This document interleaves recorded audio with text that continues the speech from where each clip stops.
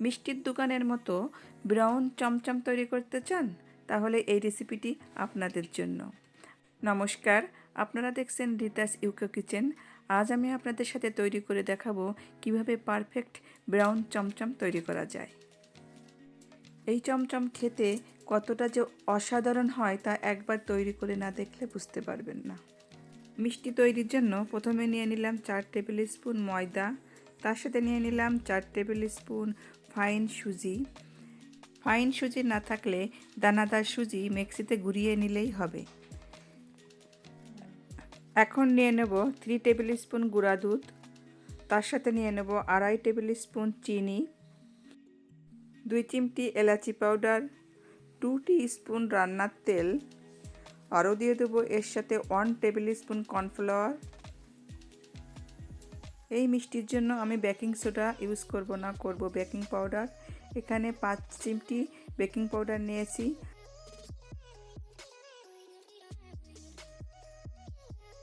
এখন শুকনো উপকরণগুলি এভাবে ডলে ডলে মিশিয়ে নেব। 2 লিটার দুধ জাল দিয়ে আমি ছানা তৈরি করে নিয়েছি। এখানে আমার 2 কাপ ছানাই হয়েছে। ছানাগুলি এখন একটি বোলের ভিতর এভাবে একটু মথে নেব। আমার চ্যানেলে পারফেক্ট ছানা তৈরি করার রেসিপি আছে, প্রয়োজন হলে আপনারা এখান থেকে দেখে নিতে পারেন। এবার আমি চিনির শিরা তৈরি করে নেব। এর জন্য পাত্রে নিয়ে নিলাম 5 কাপ চিনি এবং 3 কাপ জল। মিডিয়াম ফ্লেমে চিনির শিরা জাল দিতে হবে।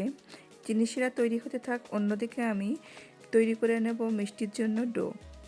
এর জন্য আমি বোল থেকে ছানা নিয়ে নিলাম কাউন্টার টপে।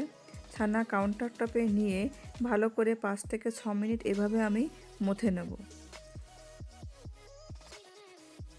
ছানা ভালো করে মথে নিতে হবে। এভাবে ক্রিমি হয়ে গেলে তখন বুঝতে হবে আমার ছানা মথা হয়ে গেছে।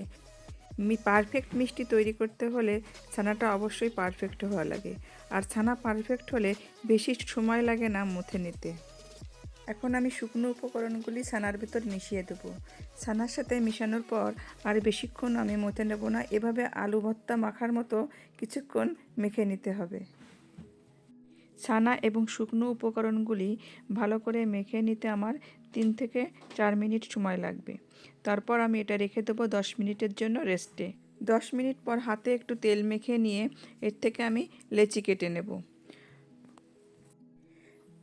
10 মিনিট পর হাতে তেল মেখে নিয়ে ডো থেকে আমি 15টি লেচি কেটে নেব। আপনারা আপনাদের পছন্দ মতো ছোটো বড়ো সাইজ করে নিতে পারেন।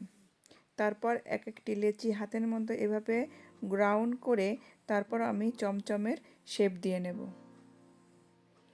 এভাবে প্রত্যেকটি লেচি আমি একইভাবে শেপ দিয়ে নিলাম।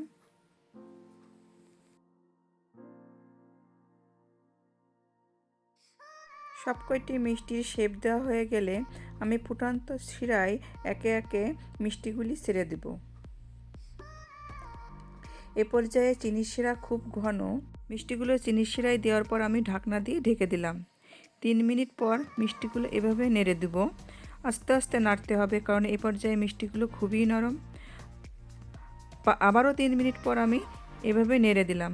মিষ্টিগুলো অবশ্যই নাড়া দিতে হবে, তাহলে একটার গায়ে একটা লেগে থেকে ট্যাপ খাবে না। 10 মিনিট এভাবে আমি জাল করলাম, কিন্তু এই 10 মিনিটের মধ্যে আমি কোনো জল যোগ করব না। এ সময় চিনির শিরা কিন্তু খুবই ঘন হয়ে যাবে, এক্ষেত্রে ভয় পাওয়ার কোনো কারণ নাই। আমি 10 মিনিট পর ফুটন্ত গরম জল 1.5 কাপ দিয়ে দেব। 2 মিনিট পর আবারও 1.5 কাপ ফুটন্ত জল দিয়ে দিলাম। এখনও যথেষ্ট মিষ্টির শিরা কিন্তু ঘন আছে। প্রথম থেকে শেষ পর্যন্ত মিষ্টিগুলি কিন্তু হাই ফ্লেমে এভাবে ঢাকনা দিয়ে জাল করতে হবে। আমি আবারও 1.5 কাপ পরিমাণ জল দিয়ে দিলাম। 16 মিনিটের মাথায় আমি কিন্তু 4.5 কাপ গরম জল যোগ করেছি। ঢাকনা দিয়ে হাই ফ্লেমে এভাবে জাল করতে হবে এবং মাঝে মাঝে ঢাকনা উঠিয়ে এভাবে নেড়ে দিতে হবে। 25 মিনিটের মাথায় একটি মিষ্টি উঠিয়ে আপনাদের দেখিয়ে দিলাম। দেখুন কত সুন্দর হয়েছে। যখনই শিরার ঘনত্ব গাঢ় হয়ে আসবে তখনই 1 কাপ ফুটন্ত জল এর ভিতর দিয়ে দিতে হবে। শিরা এভাবে উপরে উঠে এলেই বুঝে নিতে হবে যে শিরা অনেকটা গাঢ় হয়ে গেছে, তখনই গরম জল দিয়ে দিতে হবে। এভাবে আমি হাই ফ্লেমে মিষ্টিগুলি 1 ঘন্টা 45 মিনিট জাল করেছি। তারপর ঢাকনা দিয়ে ঢেকে সারা রাত রেখে দিয়েছিলাম। সকালে মিষ্টিগুলি দেখেন কি সুন্দর কালার হয়েছে। মিষ্টির পারফেক্ট কালার এবং স্বাদ পেতে হলে অবশ্যই 1 ঘন্টা 45 মিনিট আপনাদের জাল করতে হবে। এখন মিষ্টিগুলি আমি মাওয়ায় গড়িয়ে নেব। যদি কেউ সাদা চমচম তৈরি করতে চান তবে একইভাবে মিষ্টি তৈরি করে 1 ঘন্টা জাল করলেই সাদা চমচম তৈরি হয়ে যাবে। এভাবে সব মিষ্টিগুলি আমি মাওয়ায় গড়িয়ে নিলাম।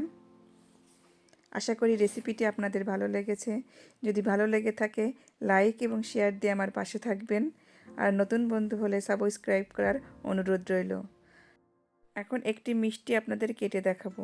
দেখুন কত সফট এবং জুসি হয়েছে, খেতেও কিন্তু অসাধারণ হয়েছে। আপনারা নিজেরা তৈরি করলেই এর আসল স্বাদ বুঝতে পারবেন। আবার ফিরে আসবো আপনাদের মাঝে নতুন কোনো রেসিপির সাথে। ততক্ষণ আপনারা ভালো থাকুন, সুস্থ থাকুন। ধন্যবাদ।